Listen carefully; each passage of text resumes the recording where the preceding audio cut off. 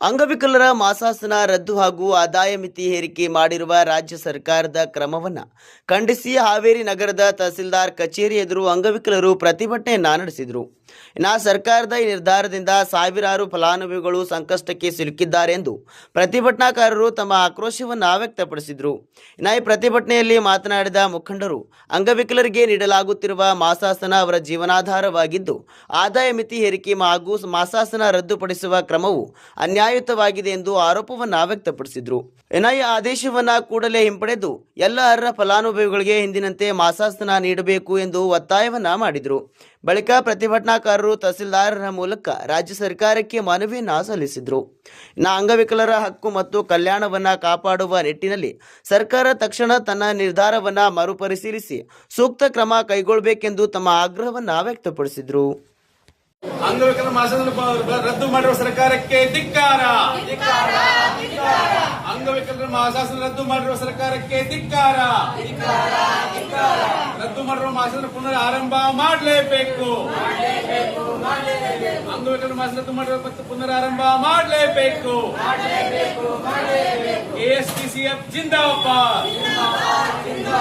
ಕೆಎಸ್ಟಿಸಿಎಫ್ ಜಿಂದಾಬಾದ್. ಬೇಕೇ ಬೇಕು. ಬೇಕೇ ಬೇಕು. ಆದಾಯ ಮಿತಿಯನ್ನು ತೆಗೆದು ಹಾಕಲೇಬೇಕು. ಅಂಗವಿಕಲರಿಗೆ 32,000 ವಾರ್ಷಿಕ ಆದಾಯ ಮಿತಿ ರದ್ದು ಮಾಡಲೇಬೇಕು. ಬೇಕೇ ಬೇಕು.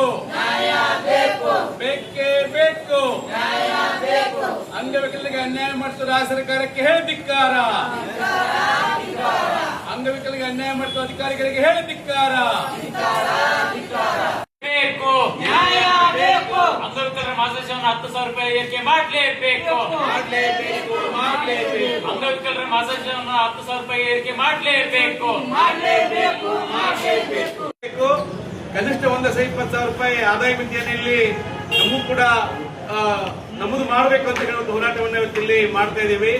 ಜೊತೆಗೆ ಈ ವಾರ್ಷಿಕ ಆದಾಯ ಮಿತಿ ಭಾರತ ದೇಶದ ಬೇರೆ ಬೇರೆ ರಾಜ್ಯಗಳಲ್ಲಿ ಒಂದೊಂದು ತರನಾಗಿದೆ ಅಂತ ಗಮನಕ್ಕೆ ತರ್ತಾ ಇದ್ದೇವೆ.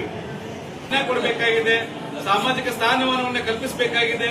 ಆದ್ರೆ ಇದು ಯಾವುದನ್ನು ಮಾಡಲಾರನೆ ನೇರವಾಗಿ ಬಂದು ಸರ್ಕಾರಿ ಒಂದು ರೀತಿ ಹಿಟ್ಲರ್ ಶಾಹಿ ನೀತಿಯನ್ನು ಅನುಸರಿಸಿ 32,000 ರೂಪಾಯಿ ಇದು ಮಾಡತಕ್ಕಂಥದ್ದು ತುಂಬಾ ಗಂಭೀರವಾಗಿರ್ತಕ್ಕಂಥ ಅನ್ಯಾಯ ಅಂತಕ್ಕಂಥದ್ದು. ಹೀಗಾಗಿ ನಾವಿವತ್ತಿಲ್ಲಿ ಆಗ್ರಹ ಮಾಡ್ತಿರ್ತಕ್ಕಂಥದ್ದು ಕನಿಷ್ಠ 10,000 ರೂಪಾಯಿಯನ್ನು ಇವತ್ತಿಲ್ಲಿ ಮಾಸಿಕ ಗೌರವಧನವನ್ನು ಏನ್ ಕೊಡ್ತಾ ಇದ್ದಾರೆ ಮಾಸಾಸನವನ್ನು ಅದನ್ನ 10,000 ಹೆಚ್ಚಳ ಮಾಡಿ ಇಲ್ಲಿ ಕೊಡಬೇಕು.